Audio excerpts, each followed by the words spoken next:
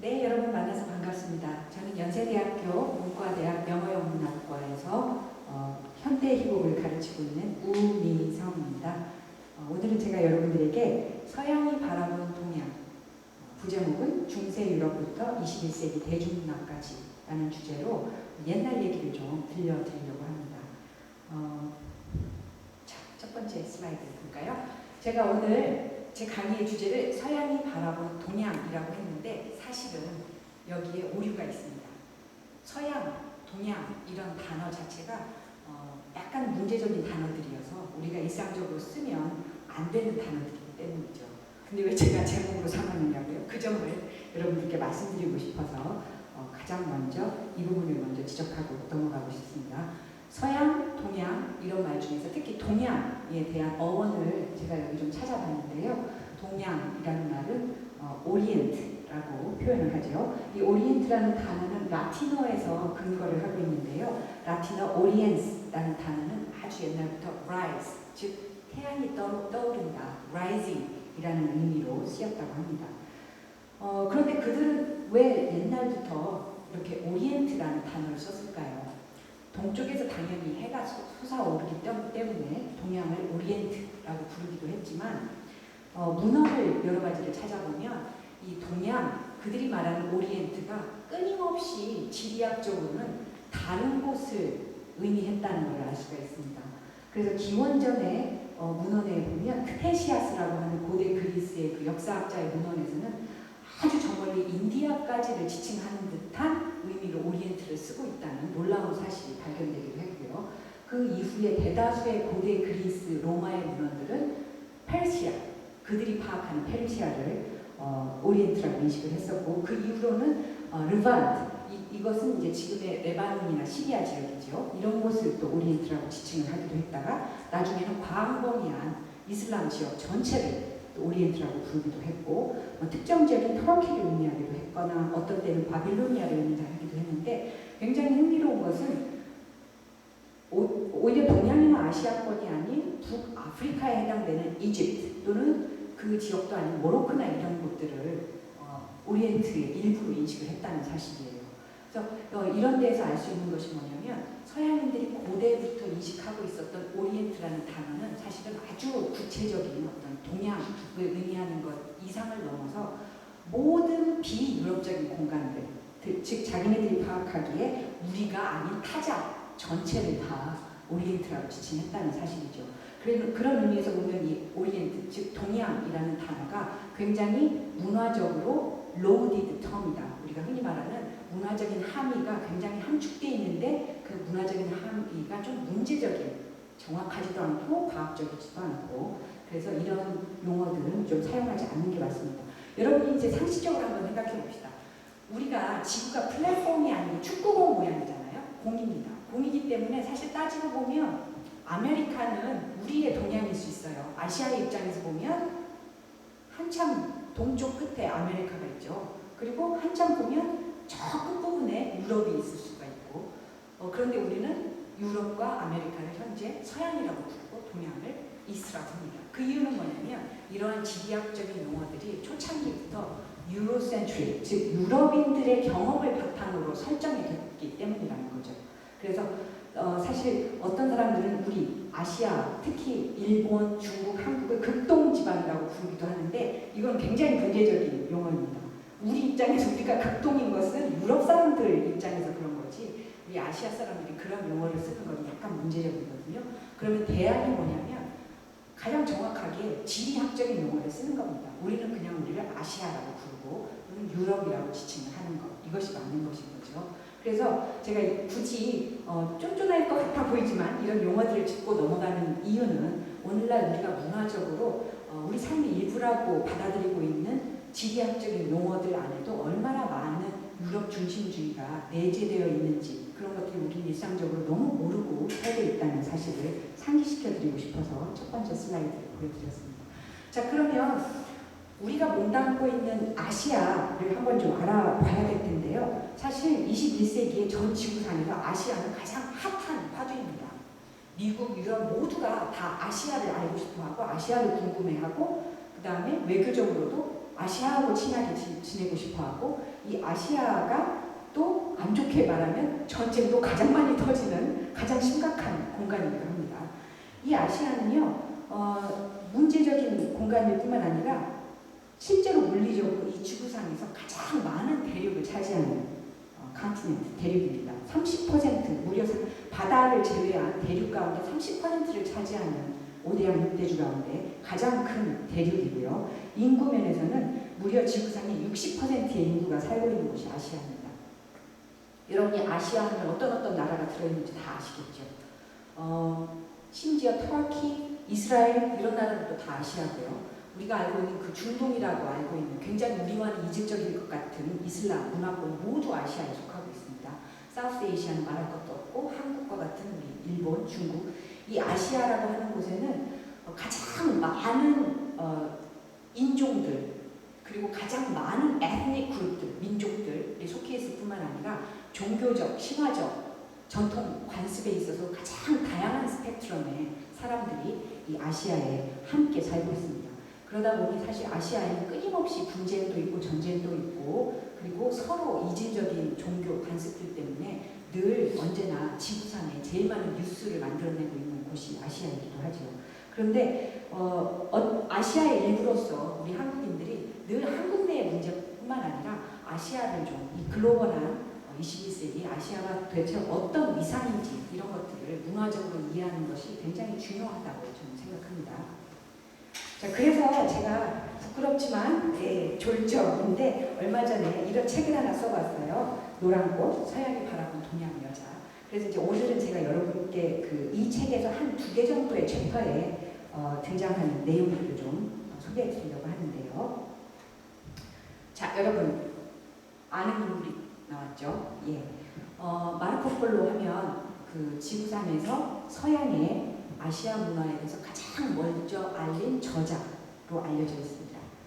여러분이 아마 국사 시간에 이미 많이 들으셨을 인물인데요. 이 마르코 폴로는 실제로 1271년경 유럽인으로서는 거의 최초라고 할 수 있을 만큼 이 중앙아시아를 다녀온 인물로 알려져 있고 그는 여기에 대한 기록을 남깁니다. 최초로 이 기록이 완성된 것은 1300년경으로 알려져 있고 그 당시에는 The Travels라는 단순한 제목으로 소개가 되었습니다. 제가 오늘 여기에 여러분들에게 보여드리려고 이렇게 가져와 봤어요. 제가 가진 여러 버전의 번역본이 있지만 이것은 펭귄판으로 출간된 가장 작게 여러분이 뭐 지하철이나 버스에서도 들고 다니시면서 읽을 수 있는 마르코 폴로의 동방견문록인데요. 동방견문록이라는 제목은 왜 나왔을까? 마르코 폴로는 결코 동방견문록이라는 제목을 붙인 적은 없죠. 이 제목은 일본의 학자들이 그 중국어로 번역된 책을 일본어로 번역을 하면서 한자를 그대로 동방견문록이라고 쓴 것을 우리나라의 학자들이 국사책이나 세계사책을 편찬할 때 그대로 들여오면서 이제 우리가 마르코 폴로의 기행물 동방견문록이라고 하는 마치 무슨 동방지기 같은 그런 이름으로 부르게 됐는데요. 원래는 그냥 Travels라고 하는 단순한 제목을 가지고 있었습니다. 이 마르코 폴로는 여러분 직업이 뭐였죠? 이탈리아, 베니스 출신의 상인이었습니다. 저는 상인이라는 직업을 폄하하고 싶진 않지만 이 마르코 폴로가 상인이었고 그런 그의 시각으로 동양이 소개되었다는 사실이 이 기행문에 굉장히 많은 영향력을 끼쳤다고 보고 있습니다. 마르코 폴로는 그의 나이 한 17살쯤 되었을 때 자기 아버지인 니콜로 폴로, 숙부인 마페오 폴로와 함께 동방을 가게 됩니다. 그들이 그냥 동방을 문화 탐험을 하러 간 건 아니었죠. 이 당시 이미 중세 만려 부근에 이 유럽의 상권은 팽창을 하고 있었던 시기였기 때문에 상인들은 유럽의 그 상권 안에서는 더 이상 팔 물건이 없었어요. 이미 또 그 자리를 잡고 있는 상인들층이 기득권층이 있었기 때문에 그래서 좀 기득권이 없는 상인들은 자기의 상권을 넓히기 위해서 좀 먼 곳까지 나가서 물건을 구해다가 새로운 그걸 필요로 하는 사람들에게 팔기도 했습니다. 그래서 이들이 이제 중앙아시아를 간 것은 좀 그 당시 유럽인들이 진귀하게 여기는 향료라던가 뭔가 또 다른 금은보화나 아니면 조금 더 이국적인 물건들을 찾아다 팔 생각이었던 거죠. 그래서 이제 이들이 다녔던 여정이 이렇게 나와 있습니다. 실크로드로 알려져 있는데 사실은 실크로드뿐만 아니라 이 책에 보면 굉장히 많은 지역을 갔다 본인이 쓰고 있어요. 인디아, 뭐 중앙아시아, 몽골 지역까지도. 자, 이 마르코 폴로의 이 책이 책에 대해서 우리가 몇 가지 짚고 넘어가야 될 사실이 있는데요. 우선 이 마르코 폴로는 이 책을 쓴 저자가 아니라는 사실입니다. 그래서 최근에는 2000년대 이후에 출판된 이 기행문 그 다른 책들은 원래 저자인 루스첼로와 마르코 폴로의 이름을 공동 저자로 기록을 하기도 하고 있어요. 그러나 무려 수백 년 동안 우리는 그냥 이 책이 마르코 폴로에 의해서 쓰여진 책이라고 알고 있었습니다. 그러나 사실은 피사 출신의 로맨스 소설 라이터인 루스티첼로가 사실 이 책을 썼다는 것. 그럼 아니 어쩌다가 마르코 폴로가 본인이 직접 책을 안 썼는데 저자는 마르코 폴로로 알려졌을까요? 폴로는 사실 자기가 이 20여 년에 가까운 기간을 동양을 다녀왔다라고 이제 얘기를 하면서 그러한 사실을 굉장히 자랑거리 삼아서 얘기를 했고, 실제로 고향에 돌아왔을 때 이 동양에서 가져온 많은 금보화로 상당히 부를 이루고 뒤늦게 결혼도 하고 행복하게 말년을 보냈던 것으로 알려져 있는데, 당시 마르코 폴로의 고향인 베네치아는 다른 시티 국가인 제노아하고 전쟁을 여러 차례 치르고 있었습니다. 그러면서 제노아하고의 전쟁 통해 시민 대표 중에 한 사람이었던 마르코 폴로도 감옥에 감금이 되게 됐어요. 그러자 폴로는 되게 억울했습니다. 왜냐하면 자기는 사실 나라를 위해서 잘못한 것도 특별히 없고, 그리고 또 많은 경우 고향 땅을 떠나 있었고, 그런데 단지 그 시민의 대표들 가운데 좀 부를 향유하고 있고 이런 이유로 감옥에 갇혀 있다는 사실이 너무 억울해서 감옥 안에서 자기가 좀 특별한 존재라는 사실을 알려주기 위해서 이 사람이 감옥에 있는 인메이트들, 즉 같이 감금되어 있는 죄수들에게 내가 어떤 경험을 한 사람인지 이 이야기를 들려주기 시작합니다. 마치 그 천일야와 아라비안 나이트의 그 주인공이 매일 밤 얘기를 들려주듯이 매일 밤 인메이트들에게 자기가 동양에서 보고 들은 걸 얘기를 들려주기 시작한 거죠. 근데 정말 들어보니 깜짝 놀랄 만한 재밌는 이야기거든요. 근데 그 인메이트 가운데 바로 피사 출신의 로맨스 라이터인 루스티첼로가 있었던 거예요. 그래서 그들은 그 감옥 생활이 끝나고 나서 밖으로 나오자 루스티첼로가 폴로를 찾아갑니다. 당신이 나한테 그 감옥 안에서 들려줬던 이야기 우리 책으로 내면 좋겠다. 폴로는 당연히 찬성을 했죠. 자기가 쓰는 것도 아니고 얘기만 책으로 내자고 하는데, 그래서 루스티첼로가 받아 적고 마르코 폴로가 얘기를 한 것이 오늘날 완성된 것이 바로 동방견문록입니다. 그래서 이 부분은 폴로도 인정하는 바예요. 루스티첼로가 책을 썼고, 그리고 실제로 루스티첼로가 책을 쓴 언어는 중세 프랑스어입니다. 마르코 폴로는 그런 중세 프랑스어를 쓸 수가 없었어요. 당시 대다수의 책들은 라틴어 또는 고급 언어인 라틴어 아니면 중세 프랑스어가 주를 이뤘는데 폴로는 두 언어 다 하지 못했다고 합니다. 그런데 이 책이 당시 처음 출간이 됐을 때 몇 개의 필사본만 만들어졌겠죠. 그런데 이탈리아 안에서도 논란이 일었던 것이 이 책은 너무나 많은 거짓말 투성이다 라면서 그 책을 1밀리오니라고 불렀다고 해요. 이게 이탈리아어로 말하면 millions라는 뜻인데 100만 가지 거짓말이라는 의미입니다. 그래서 고향 땅에서는 사실 마르코 폴로의 별명이 밀리오니였는데 그 중에 하나는 마르코 폴로가 습관적으로 말할 때마다 밀리언스 이래서 저 남자는 돈은 많지만 너무 거짓말쟁이다 이런 얘기가 있어서 마르코 폴로가 죽을 때 유명한 일화가 있어요. 신부님이 당신이 이제 거짓말을 했던 것을 회개하시오 이렇게 마르코 폴로에게 회개를 권유를 하자 마르코 폴로가 신음을 하면서도 내가 아직까지 들려주지 못한 얘기가 아직 더 있는데 뭘 회개하란 말이냐고 했다는 얘기가 있는데, 그 말은 뭐냐면 실제 그 즈음에 고향 땅에서 베네치아에서의 마르코 폴로의 위상이 어땠는지를 좀 보여주는 대목입니다. 그래서 이 밀리오니로 알려진 이 책은 루스티첼로가 저자였다는 사실, 그리고 마르코 폴로의 이 책이 정말 폴로가 안 썼다는 사실뿐만 아니라 사실은 마르코 폴로는 어쩌면 중앙아시아를 실제 가지 않았을지도 모른다라는 논란이 지금까지도 있습니다. 그래서 가장 최근의 논란만을 소개한다면 2011년에 이탈리아 연구팀인 다니엘 페트렐라 교수가 이끄는 이탈리아 연구팀이 연구를 한 결과 그들은 결과를 내기를 우리는 마르코 폴로가 실제로 중앙아시아나 중국을 갔다고 믿지 않는다라는 논문을 발표를 했어요. 그 근거로는 뭘 했냐면 중국의 유한시대 그 어떤 역사 자료도 마르코 폴로 일행을 언급하는 자료가 없다고 합니다. 근데 폴로는 자기네가 그냥 물건만 팔고 한 20여 년간 거기 있었던 게 아니라 마르코 폴로 자신이 징기스칸의 손자이면서 당시의 칸이었던 쿠빌라이 칸에 의해서 자기가 고용이 되어서 지방을 통치하는 통치관으로까지 10여 년을 지냈다라고 자랑을 했거든요. 그런데 그렇게 지방을 통치하는 정치 관료였거나 그러면서 쿠빌라이 칸을 수년 동안 보필하고 보좌하면서 자기네가 굉장히 많은 어드바이서로 활동을 했다라고 얘기했는데 어떻게 그 당시 중국의 문헌에 그들이 하나도 언급이 되지 않을 수가 있는가? 이거를 가장 큰 근거로 삼고 그 다음에 이제 그 외의 것들 당시 중국에 온 모든 외국인들이 다 제일 먼저 놀라는 거는 중국 여성들의 전족인데 그런 부분에 대한 언급이 하나도 없는 점. 그 다음에 Great War 우리가 흔히 만리장성이라고 하는 담에 대한 언급도 전혀 없는 점. 뭐 이런 것들을 들어서 그는 아마도 그 근방을 다녀온 사람들한테 전해들은 이야기를 자기 이야기에 섞어서 했을 것이다. 아마 그가 가장 많이 갔었던 가장 그 끝 지점은 중앙아시아 몽골 정도였을 것이다라고 추정하는 결과였고요. 거기에 대해서 또 이제 독일 대학의 연구팀은 2012년에 거기에 대해서 반박을 하면서 우리가 보건대는 가는 게 맞은 것 같긴 하다. 왜냐하면 당시에 많은 외국인들이 잘 몰랐던 중국인들이 돈으로 된 화폐를 이미 쓰고 있었다는 사실을 폴로가 이 동방경문에서 이 기행문에서 언급을 하고 있고 또 당시에 그 대도시가 아닌 작은 타운에서는 소금을 종이로 된 화폐가 없는 곳에서는 대신 소금의 양을 가지고 화폐 단위로 이용을 했는데 그 단위 이만큼은 어떤 단위고 이만큼은 어떤 단위인지를 상당히 정확하게 폴로가 기록을 하고 있다는 거예요. 그러면서 그런 걸 근거로 폴로가 가기는 갔을 것이다. 뭐 이런 얘기를 하기도 합니다.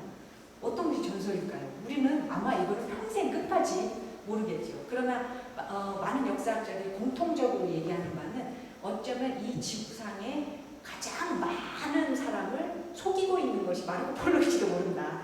아마 인류 역사상 최고의 라이언은 폴로일지도 모른다. 그런 무덤에서 역시 여전히 나는 이 동방경문의 저자로 남아있음을 프라우드하게 여기고 있을지 모른다. 이런 얘기를 하는데요. 논란이 이렇게 있다는 거.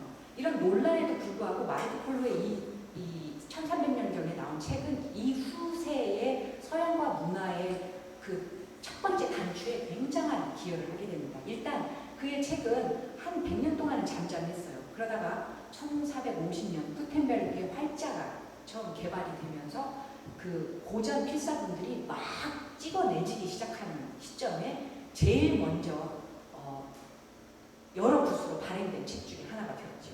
그래서 그 책은 많은 지식인들에 의해서 퍼지면서 읽게 되는데 그 중에서도 이 사람에게 가장 많은 영향을 끼칩니다. 신대륙을 발견한 사람이 누굴까요? 바로 크리스토퍼 콜럼버스죠. 크리스토퍼 콜럼버스는 똑같은 이탈리아 베네치아 출신으로서 자기의 선배인 몇 세대 선배인 이 마르코 폴로를 굉장히 존경하고 있었어요.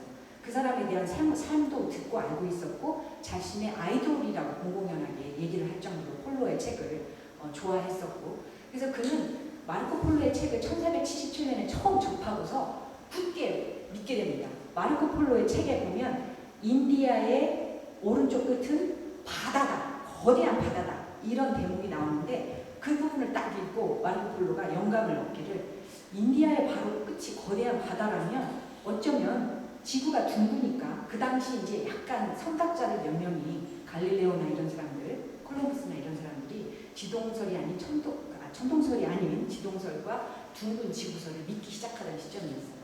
콜럼버스 역시 마찬가지였죠. 자기가 지평선을 보면 지평선이 일직선이 아니고 약간 둥근 것 이런 모든 정황들이 다 지구가 둥글다는 걸 의미한다 이런 얘기도 평상시 했었고요. 그래서 이제 이 콜럼버스는 그 책의 그 근거로 자기가 만약에 이탈리아를 떠나서 왼쪽으로 항해를 끝까지 해간다면 인디아의 끝쪽에 닿을 거라고 믿었던 거예요. 지구가 둥그니까. 그래서 이제 항해를 시작했던 거죠.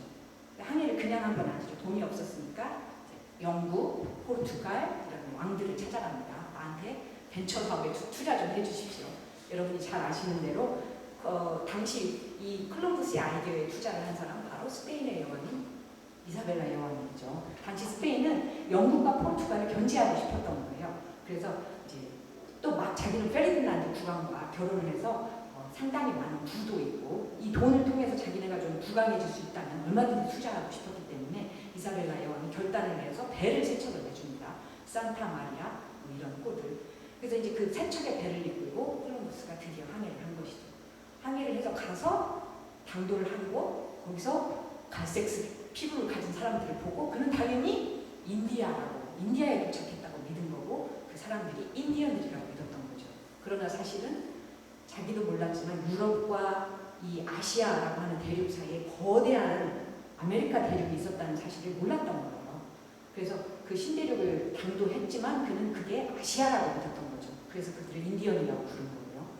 그리고 이제 오늘날 이 아메리카라고 하는 신대륙이 지구상에 등장을 한 것은 오히려 이 콜럼버스가 사망을 한 그 해에 똑같이 스페인의 항해사인 아메리고 베스푸치가 내가 보건 데는 거기가 다른 대륙인 것 같은데 그러나 누구도 그걸 발설할 수가 없었어요.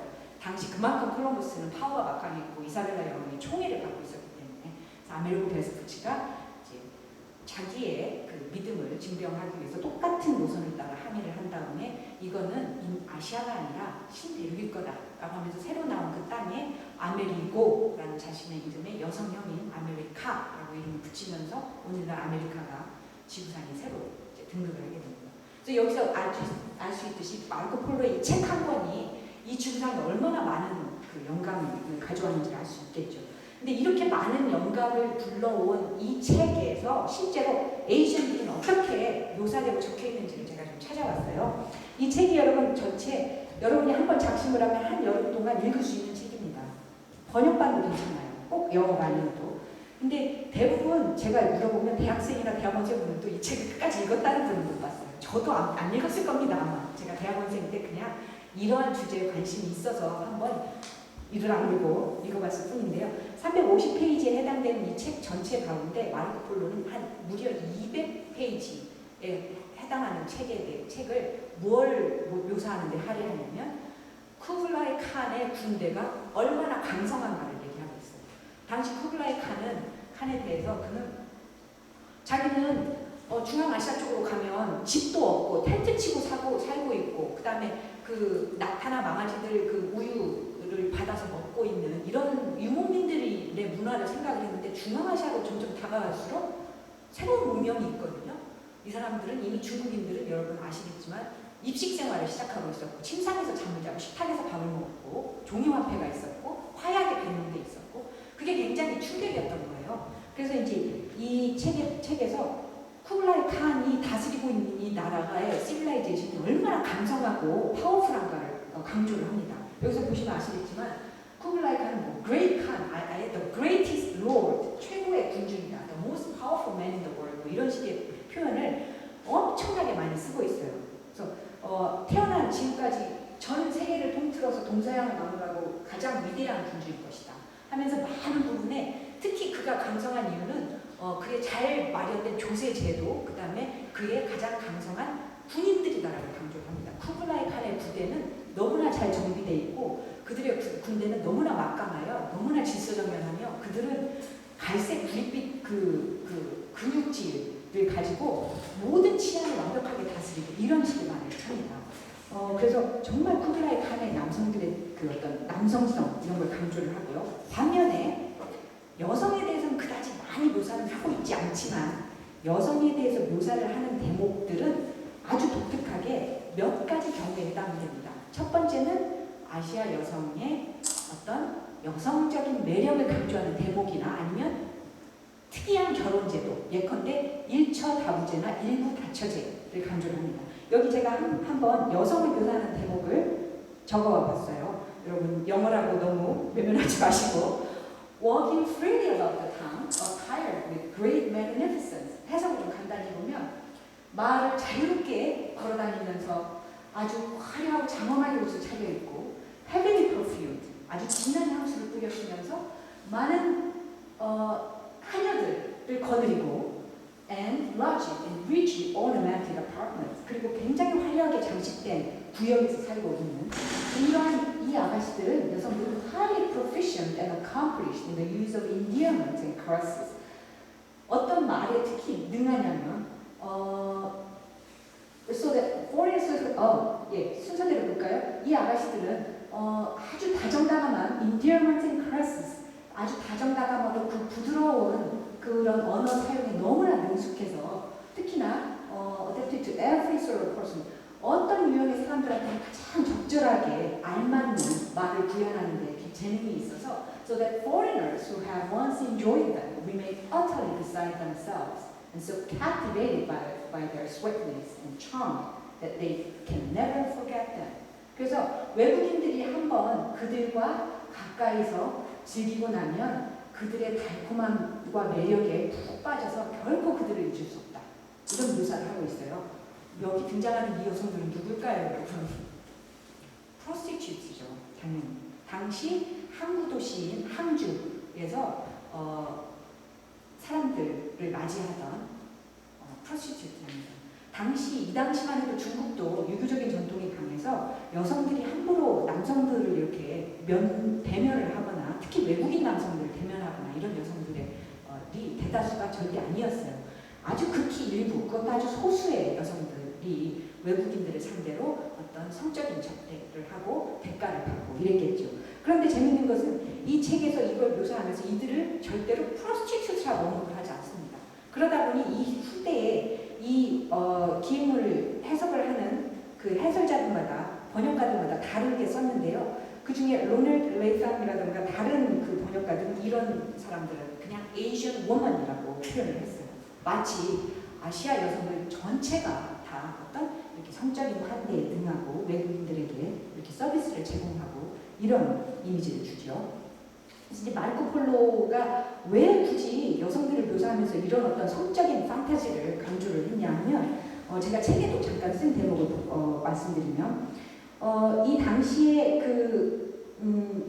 이 당시 중세는 로마 카톨릭이 다스리던 시대였죠. 그런데 이 중세 로마 카톨릭은 사실 굉장히 이 세계에 대한 세계관이 이분법적이었어요. 즉 유럽은 크리스찬 헤브라이즘 문명이 지배하는 곳이고 그 외에 이교도가 다스리는 곳들은 위험하고 사악하고 문제적인 곳 이런 그 믿음이 있었기 때문에 자기네가 사는 공간인 이 유럽을 벗어난 다른 공간을 굉장히 문제적이고 이교도적인 곳이라고 그렸고 실제로 그들은 이 지구를 플랫폼이라고 연상을 하고 있었기 때문에 유럽의 많은 사람들이 어느 정도까지 막 걸어 나가면 굉장한 낭떠러지 어떤 심연, 지옥으로 떨어진다고 믿었던 시대였어요.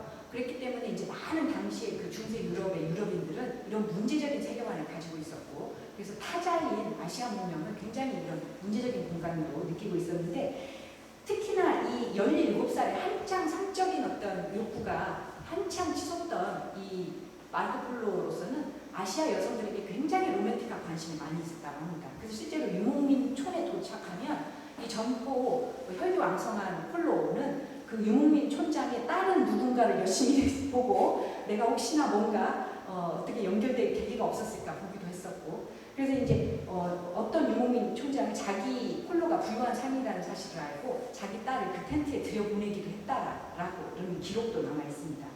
그런데 이 중세 유럽인들이 과도하게 강조하고 있었던 도덕성이나 종교적 윤리에 반해서 뭔가 여기를 벗어나서 자기가 했던 경험이 뭔가 독특하고 특이하며 기이했다는 사실, 남다른 경험이었다는 사실을 강조하고 싶었던 폴로는 특히나 아시아 여성들에게 대해서 굉장한 성적 판타지를 충족시켜주는 완벽한 여성들이라는 그런 식의 이미지를 이 책에서 굉장히 많이 드러냅니다. 그런 것뿐만 아니라 징기스칸의 이 몽골족의 남성들이 얼마나 성적인 판타지를 구현하며 살고 있는지를 쓰고 있으면서 코기구의 왕은 엄청난 부자의 아내만 무려 300명이 넘는데 아름다운 여자에 관한 소문을 들었다 하면 누구나 곧 부인으로 가서 삼는다. 이런 대목을 쓰는 것도 있고 이건 아주 문장을 제가 책에서 찾은 대목입니다. 몽골의 남성들은 능력만 된다면 100여 명의 아내를 거느릴 수도 있다. 그리고 몽골 여성들은 선하고 남편들을 잘 따르며 살림도 잘하고 몽골 남성들은 자신의 사촌, 심지어 아버지가 죽은 뒤 계모와도 결혼할 수 있을 뿐만 아니라 아내들은 장수와 열쇠를 가지고 직접 통제하고 관리한다. 이렇게 쓰고 있어요. 이건 뭐냐면 어쩌면 이 아시아라고 하는 곳에서는 굉장히 가부장적인 가치 아래서 여성들을 성적으로 얼마든지 컨트롤하는 달리 말하면 남성들에게는 최고의 파라다이스인 듯이 묘사를 함으로써 부러움을 사고 싶었던 마음이 컸던 것이죠, 폴로가.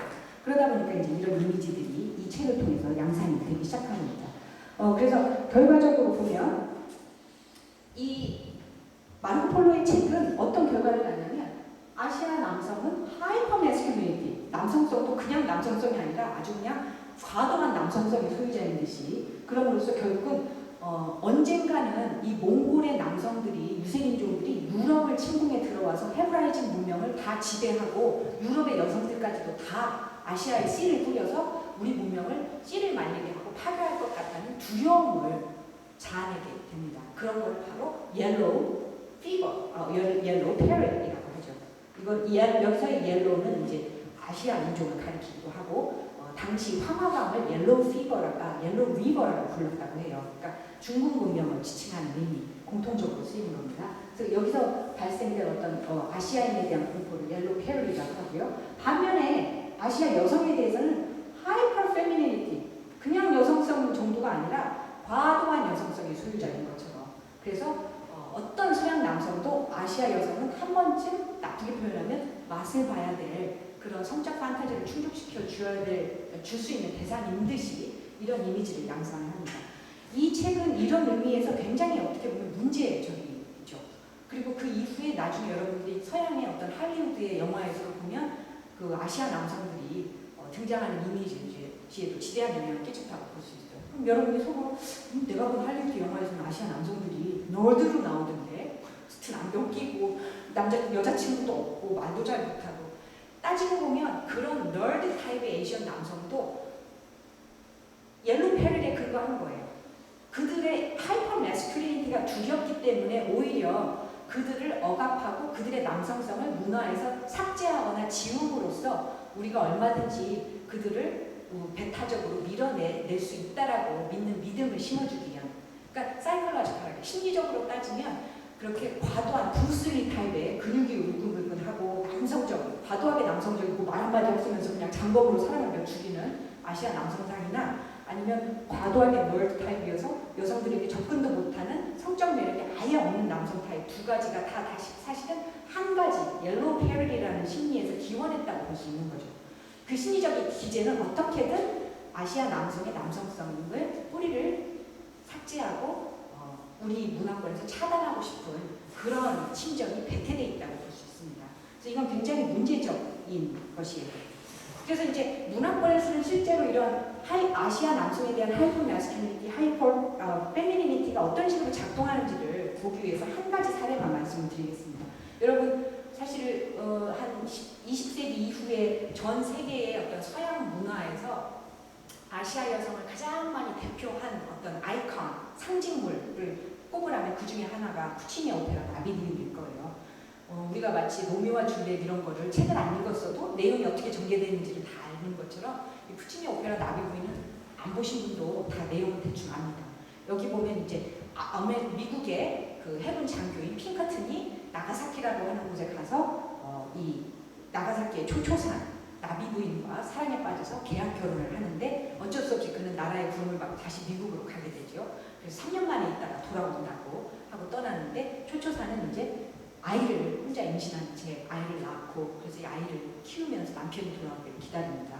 그래서 3년째가 되는 어느 날 정말 나가사키 항구에 미국 배가 다시 진입을 하고 핑커튼이 돌아와요. 너무나 기쁜 조초산이 마중을 나가는데 사실은 핑커튼은 이미 미국의 아내와 결혼을 했죠. 그래서 그 미국의 아내가 먼저 이 언덕 위에 집에 당도를 해서 아이만을 달라고 요구를 합니다.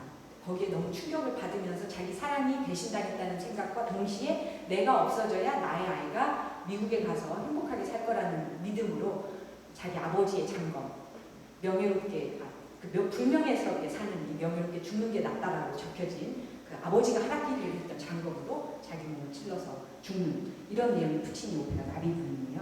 그런데 이 푸치니 오페라 나비부인이 그 이후에 얼마나 많은 영화나 오페라에 영향을 끼쳤는지 여러분들은 어느 정도는 아실 것 같아요. 가운데 보시면 여기 메리 픽포드의 이게 무성영화입니다. 무성영화 시대부터 이미 나비부인이 만들어졌어요. 그 다음에 여기 보시면 이제 마다마 버터플라이 오페라를 그대로 영화로 만든 거죠. 그 다음에 그 이후에 또 영화 버전의 마다마 버터플라이. 그 다음에 여기 보면 캐리 그란트가 나오는 초창기 유성영화 나비부인. 그 다음에 여기도 보시면 또 나비부인. 근데 제가 이거는 나비부인 스토리를 하나도 변질시키지 않고 그대로 영화로 만든 몇 작품만 소개해 드린 거고, 이 외에 나비 부인식 이야기를 다룬, 즉 서양 남성과 동양 여성의 이야기를 다룬 이야기들은 셀 수가 없을 정도입니다. 사요나라 같은 작품, 말론 브란도가 등장하죠. A Girl Named Tamiko, 그다음에 My Geisha, 그다음에 The World of Suzy Wang, 그다음에 이거 말고도 8월의 게이샤라든가 굉장히 많은 그 산토의 중국을 또 배경으로 한 게이트 이야기들, 또 한국을 배경으로 한 이야기들, 베트남을 배경으로 한 이야기들, 무수히 많은 이야기들, 남태평양의 어딘가를 배경으로 한 이야기들, 이런 것들이 굉장히 많이 할리우드에서 영화로 만들어집니다. 이 나비 부인 이야기를 만든 원작자가 또 있어요, 여러분. 나비 부인은 푸치니가 만든 게 아닙니다, 사실은. 푸치니는 이야기만 그대로 어댑테이션을 한 것이고요. 나비 부인의 원작을 처음 쓴 사람은 피에르 로티라고 하는 프랑스 작가입니다. 이 피에르 로티는 프랑스 사람으로 1800년대 후반 즈음에 프랑스의 해군 장교였어요. 그런데 이 피에르 로티한테는 굉장히 흥미로운 취미가 있었는데, 그게 뭐냐면 해군 장교로서 모든 나라에 가서 몇 주 또는 몇 달을 거기서 이제 머물게 되면 그 머무는 곳마다 도착하면 첫 번째로 한 일이 그 지역의 여성과 계약 결혼을 맺는 겁니다. 그래서 그 계약 결혼을 맺어서 그 경험을 바탕으로 기행 소설을 써서 프랑스에서 출간을 하는 거예요. 그래서 이 피에르 로티는 엄청나게 많은 기행 소설, 로맨스를 출간한 작가이고, 지금도 프랑스에서는 피에르 로티 소사이어티가 있어요. 피에르 로티 문학 사만 연구하는. 그러면서 피에르 로티가 19세기 후반 낭만주의와 이국 정서를 창출해내는데 가장 많이 기여한 프랑스 작가로, 플로베르나 이런 다른 사람과 비교할 수 없을 만큼 많은 영향을 끼친 작가로 인식되고 있는데, 그가 일본의 1885년 일본의 항구 도시인 나가사키에 가서 6개월 머무는 기간 동안에 실제로 그가 한 일은 일본말을 제대로 하지도 못했는데, 도착하자마자 빗속을 들고 리어카라고 하죠. 릭쇼 운전자에게 쪽지를 보여주면서 나를 게이샤 하우스로 데려다 주시고 했다는 거예요. 그래서 그가 당도한 곳에서 바로 17살의 기쿠산, 우리말로 하면 국화라는 의미의 국화부인을 만나게 됩니다. 옆에 있는 사진은 실제로 기쿠산과 자기의 동료인 이부와 자기가 함께 찍은 사진이에요. 자, 그러면 이제 그는 이 기쿠산을 만나서 그 기쿠산과의 계약 결혼을 바탕으로 이 책을 펴냅니다. 1887년에 마담 크리상tem 국화부인이라는 책을 펴냅니다. 무슨 부인 시리즈 많죠, 여러분. 만두 부인 속 터졌네, 연필 부인 식 빠졌네, 이런 것처럼 이 국화부인의 원작, 나비 부인의 원작이 국화부인이었다는 사실을 알고 참 좀 웃는 학생분들도 계세요. 근데 자, 이 피에르 로티는 상당히 흥미로운 인물인데요. 어린 시절부터 좀 굉장히 유약한 소년이었대요. 그래서 친구들이 자기를 때릴까봐 가방 안에다가 돌이나 자기를 방어할 어떤 무기를 들고 다닐 만큼 신체 심리학적으로 굉장히 유약한 인물이었는데, 그 이유가 어렸을 때 아버지가 멀리 가 있는 동안 할머니, 매숙모, 엄마 이렇게 여성들하고만 주로 둘러싸이면서 이제 지냈다고 합니다. 그런데 그에게는 유일하게 형이 있었어요. 구스타프 비오드라고 하는.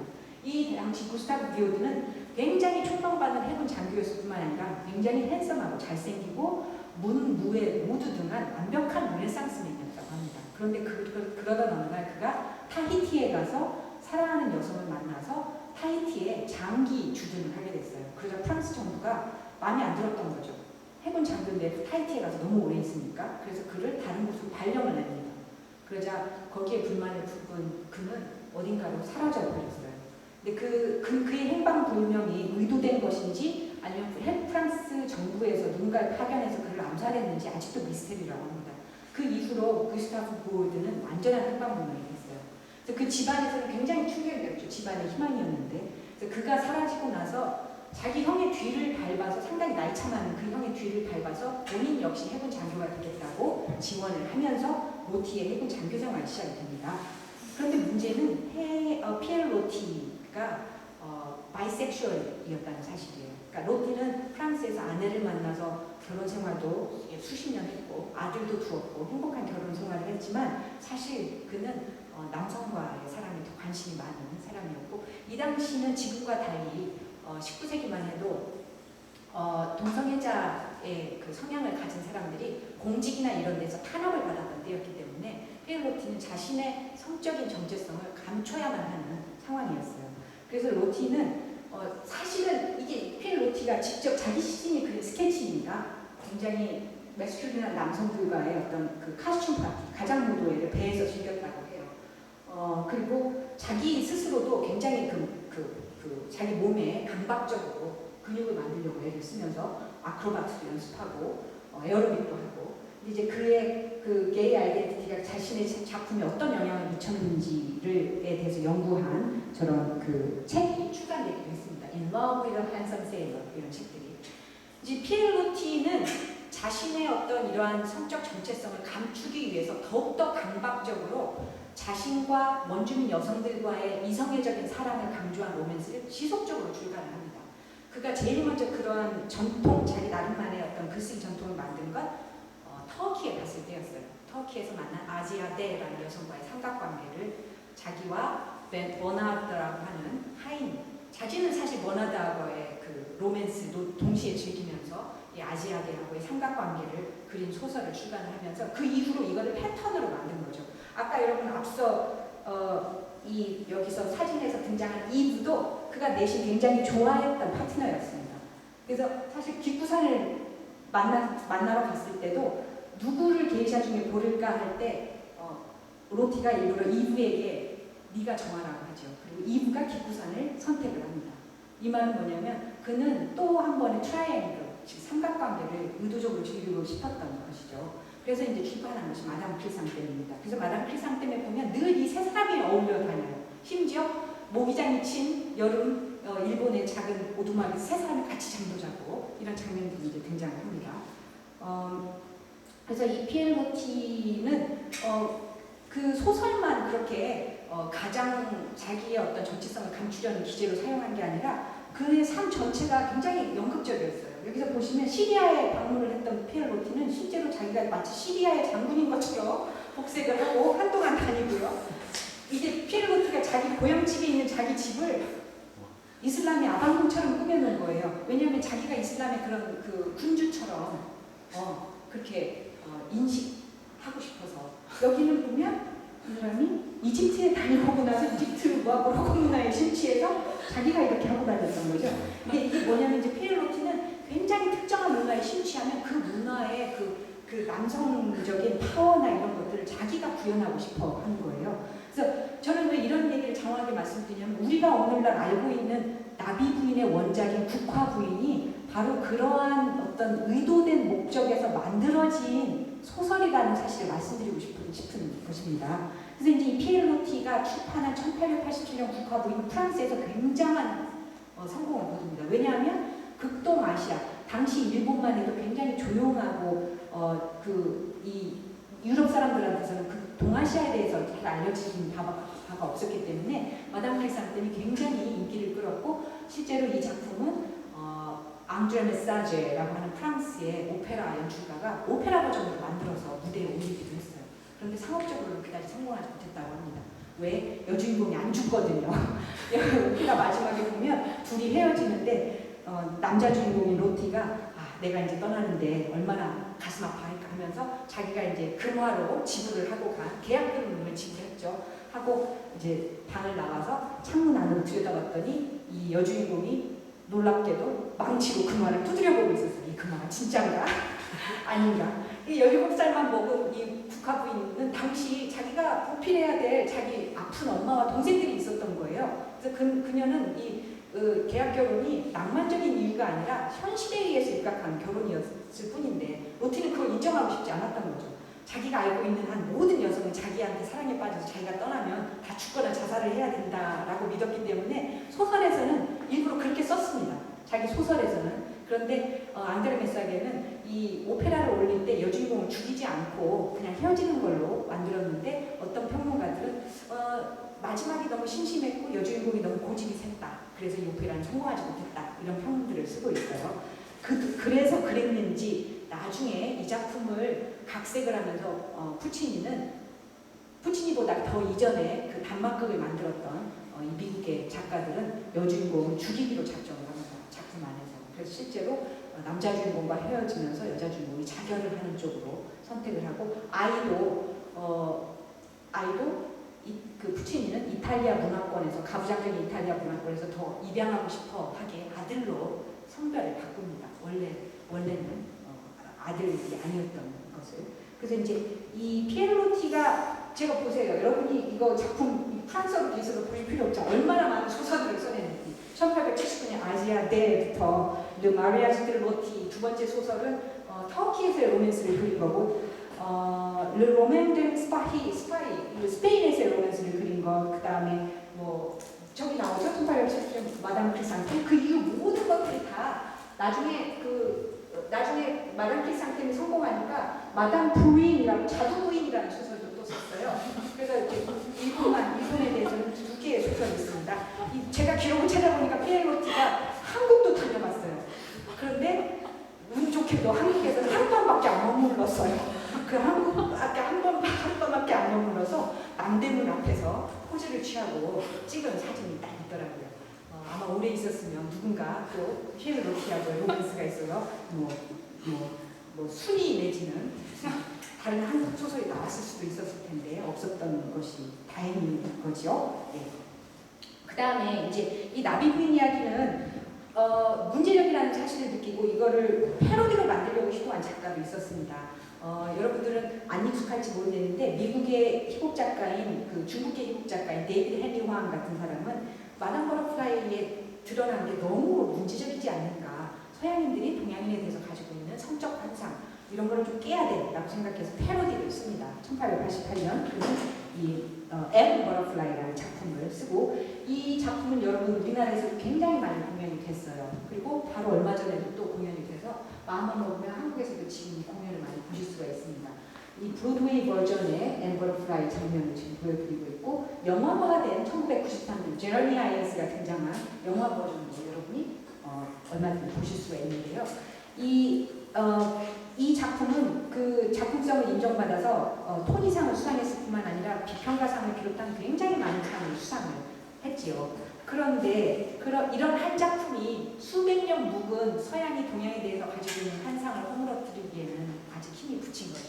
그도 그럴 것이 바로 그 1년 뒤인 브로드웨이의 미스 사이공이 올라갑니다. 이 미스 사이공은 여러분 그 레미제라블을 만든 알렌 루브레어, 미셸 션버그 이 두 사람의 뮤지컬 듀오가 마담 버터플라이를 보고서 이거 재밌겠는데 그러나 너무 좀 오래된 옛날 이야기니까 19세기 후반 이야기니까 이걸 좀 현대판으로 만들어보면 어떨까 하고서 그대로 각색을 한 것이 미스 사이공입니다.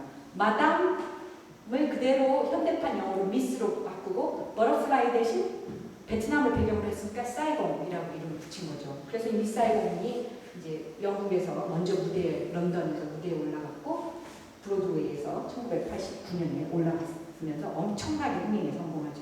엠 버터플라이 역시 어느 정도 주목받는 작품이었지만 미스 사이공은 그 이후에 빅 4 뮤지컬에 들면서 이 동양 여성을 재현하는 데 굉장한 영향력을 끼쳤다고 했습니다. 작품이 오르면 초반에 이 나이트클럽에서 미군 장병들이 누가 가장 섹시한 춤을 추는지를 보여주는 미스 사이공 컨테스트를 먼저 걸려요. 그래서 굉장히 동양인인 특히 그 아시아인 여성이 제가 보기에도 낯뜨거울 만큼 굉장히 노출이 심한 옷들을 입고 저런 장면들이 연출이 됩니다. 여기서 농부의 딸인 미스 사이공인 킴이 여기에 팔려오고 킴의 청일성을 강조를 하죠. 그 순수한 베트남 국색을 하고. 그래서 사실 이런 마담 버터플라이 이야기에서 아무 동양 여자나 서양 남자의 파트너가 되지 않습니다. 일단은 순결해야 돼요. 그리고 순수하고 그런 여성들만이 간택이 돼서 이 서양 남성 주인공들의 파트너가 됩니다.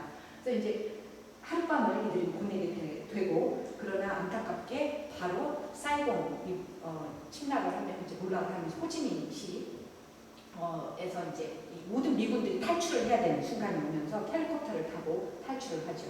이 헬리콥터 장면이 가장 유명한 뮤지컬 장면이에요. 그래서 이 실제로 뮤지컬을 올리기 위해서 미국의 많은 커뮤니티 티어터들이 천정을 높이는 대규모 리모델링 공사를 시행할 정도로 미사일공의 이 스펙타클한 장면들은 유명합니다. 그래서 굉장히 100만 불 이상의 그 버젯 예산이 들었다고 하고요.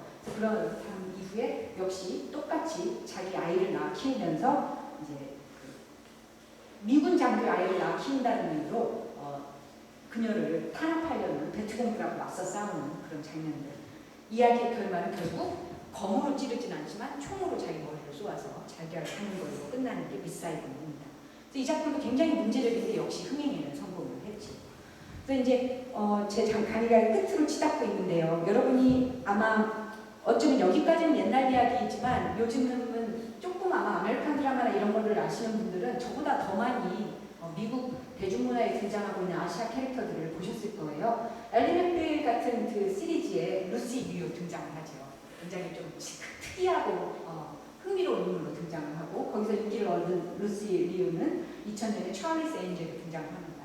여기도 보면 여기 드루 베리모어나 뭐 이렇게 다른 여배우들은 굉장히 좀 그 현대적인 반면에 보기는 그렇게 보이지 않지만 이 찰리스 엔젤에서 루시 류는 뭐 예를 들어서 마사지를 하면서 이제 남성을 뉴욕을 해서 뭐 뒤통수를 친다거나 이런 약간 드래곤 레이디 같은 뭔가 음모를 꾸며서 그들을 배반하는 그런 이미지의 여성으로 좀 등장을 하고 그런 이미지를 물려받았듯이 이제 퀸틴 타란티노의 킬빌 영화에서는 저런 역할을 하죠. 굉장히 좀 이국적이면서 사악한 드래곤 레이디의 전형을 보여줍니다.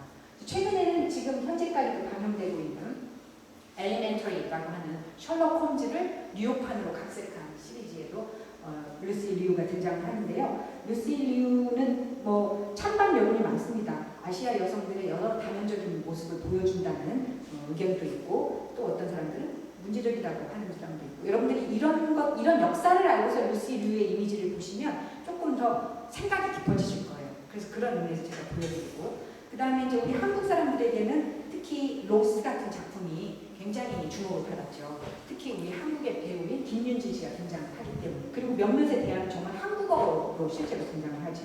그런데 재밌는 것은 미국 대중문화에서도 이렇게 한국 여성, 아시아 남성들이 점점 많이 등장을 하고 있는데 이들이 커플로 등장을 할 때 보면 지배적인 특징이 이 두 사람의 관계가 아주 다른 그 사람들의 커플의 유형들하고 다릅니다. 이 작품에서 선화인 김윤지는 이 남편 나닐 데이킨과 등장을 할 때 굉장히 가부장적인 남편한테 억압받는 여성으로 등장을 하거든요. 저는 이것도 사실 마르코 폴로의 기행문의 영향이 크다고 믿고 있는데요. 서양인들은 굉장히 아시아가 여전히 21세기에도 유교적인 문화의 지배를 강하게 받고 있다고 믿고 있어요. 그래서 남성들이 여성을 굉장히 억압하고 탄압하는 무시하는 그런 믿음이 지배적이라서 다른 사람들이 이해를 못할 정도로 이 남성은 아내를 억압하고 심지어 수영복도 못 입게 합니다. 너무나 노출 심하다 이러면서. 그리고 김윤지는 여기서 영어를 유창하게 잘할 수 있는데도 불구하고 남편을 분노케 하지 않으려고 끝까지 영어를 못하는 척하다가 어느 순간에 몇 개의 에피소드에서 유창하게 영어를 말함으로써 다른 사람들 모두 본치게 하죠. 그럴 정도로 이 로스에 보면 이 두 사람의 관계가 굉장히 부자연스러울 만큼 남편은 가부장적으로 아내를 억압하고 김윤지는 또 소극적으로 그걸 따르는 그런 관계로 재현이 돼 있어서 어때는 폭력적이기까지 합니다. 다른 남성들이 혹시 너를 좋아하는 거 아니냐라고 하면서 그래서 이런 장면들도 좀 문제적으로 봐야 할 장면이고요. 그 외의 작품들은 사실은 여러분이 딱 보기에 많이 등장은 하지 않지만 이미지 면에서 이 아시아의 문화를 조명하는 작품들의 공통적인 특징, 일종의 오리엔탈리즘적인 특징을 좀 볼 수가 있어요. 이 스필버그 군단이 투자를 해서 유명해졌던 메모얼스 오브 게이샤라는 영화들은 대놓고 옛날 게이샤 이야기를 문화 윤리학적으로 그 전통을 되살려서 보여준다 라면서도 실제로 모든 화면들은 굉장히 이국적인 동양 여성을 시각적으로 스펙타클화하고 있죠. 여러분이 또 논란이 됐던 걸 기억하실 거예요. 장지나 공리 같은 중국을 대표하는 아시아 여성들을 게이샤에 캐스팅을 해서 공분을 사기도 했죠. 중국인들도 분노하고 그리고 이 작품 안에서 말로는 저렇게 게이샤 전통을 조명해주는 거나 어떤 그 역사를 그린 기록물처럼 제작을 하려고 했다고 하지만 많은 부분 이 동양 여성의 어떤 이국적인 아름다움 같은 걸 강조하는 장면들이 지배적입니다. 그래서 이렇게 이야기뿐만 아니라 요즘에 최근의 영화들을 보면 이러한 역사들을 살짝 암시만 하는 일종의 패티시 같은 게 있어요. 그 패티시는 여러분 그렇게 어려운 말은 심리 용어긴 한데 이건 뭐냐면 어떤 한 이미지가 그 뒤에 빙산의 일각처럼 많은 스토리들을 암시만 해주는 작용을 하는 거를 패티시라고 합니다. 그래서 만약에 여성의 빨간 하이힐 하면 여성의 어떤 성적인 정체성 이런 것들을 상징하는 것처럼 빨간 립스틱이라든가 이런 상징물처럼 그래서 이제 이런 이거는 지금 우리 여러분 좋아하시죠? 저도 좋아하는 배우인데 배두나가 최근에 배두나 씨가 등장했던 영화 쿠아드 아치마스 오쇼주키 브라더스가 만들어서 굉장히 주목을 받았지만 그 안에서도 이 한국의 문화가 굉장히 저게 한국 맞아? 어디 한 50, 60년대 베트남이나 인도네시아 아니야? 싶을 정도로 약간 현실과는 유리되는 이미지들을 보여줬죠. 그 다음에 여기 지금 스타워즈에서 또 이렇게 아시아의 그 가부키라던가 한국의 궁중 복색을 연상시키는 그런 이미지들로 아시아적인 요소를 강조한다던가 이 블레이드 러너에 등장하는 그 전광판의 게이샤의 모습들로를 통해서 아주 암울한 2019년 미래 그 로스앤젤레스의 아시아 문화가 지배할 것이다 라는 어떤 엘로페렐 같은 공포를 그냥 한 가지 게이샤 이미지로 압축적으로 보여준다던가 이런 식의 패티시들이 최근의 문화들에는 오히려 더 많은 것 같아요. 아시아를 많이 집중적으로 조명하지 않더라도. 근데 이제 마지막에 보면 여기 2013년 케이티 페리 아메리칸 뮤직 어워드에서 상을 받으면서 노래를 했었죠. 네, 이게 굉장히 논란이 됐습니다. 게이샤 그 나비 부인의 스토리를 그대로 재현한 대목 이런 것들이 그들은 그냥 패션처럼 한 것 같지만 거기에는 굉장히 내재된 의도가 있는 것이죠. 그런 문제를 인식한 사람들과 인식하지 않는 사람들 사이에 저게 인종적으로 문제가 있다 없다 논란이 굉장히 많이 있었습니다.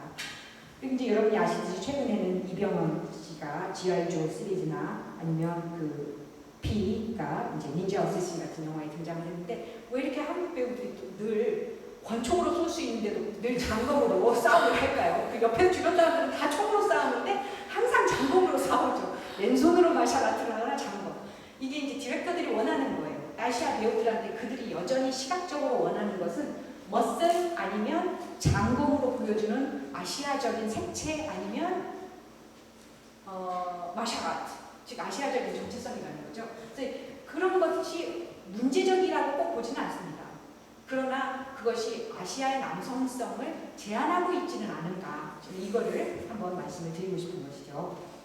그리고 최근에는 이제 트랜스내셔널 프로덕션이라고 해서 영화를 만들 때 여러분 옛날에는 할리우드 영화는 할리우드에서 시나리오 쓰고 할리우드 감독이 연출하고 할리우드 배우가 출연하고 돈도 할리우드에서 벌어갔지만 요즘은 트랜스내셔널 프로덕션이 대세입니다. 이건 뭐냐면 이야기감도 국적을 초월해서 좋은 이야기거리가 있는가? 한국에서도 소재를 찾기도 하고 일본에서도 소재를 찾고 그리고 또 때로는 디렉터도 할리우드 사람이 아닌 조지 밀러 같은 매드맥스 연출자는 호주 출신이죠. 이렇게 재능 있는 디렉터를 투입을 시키고 배우들조차 일부러 아시아 배우들 그 다음에 다국적 배우를 캐스팅을 합니다. 왜냐하면 그들을 좋아하고 따르는 그 문화권의 많은 사람들에게도 어필을 하려고요.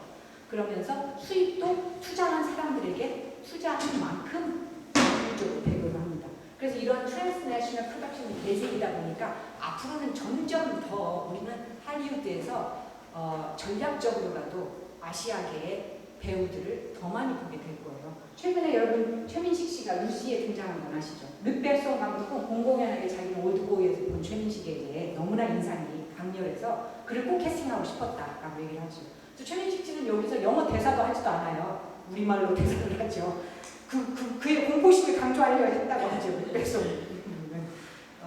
그러나 우리로서는 그렇게 유쾌한 것은 아닌데 어쨌거나 이러한 트랜스내셔널 프로덕션이 앞으로 점점 더 많아지면 우리는 점점 더 세계 무대에 조명되는 우리의 모습이 과연 어떤 의도에서 만들어졌는지를 면밀히 좀 좀 들여다봐야 될 시점이 오게 됩니다. 이게 이제 오늘 저의 마지막 슬라이드인데요.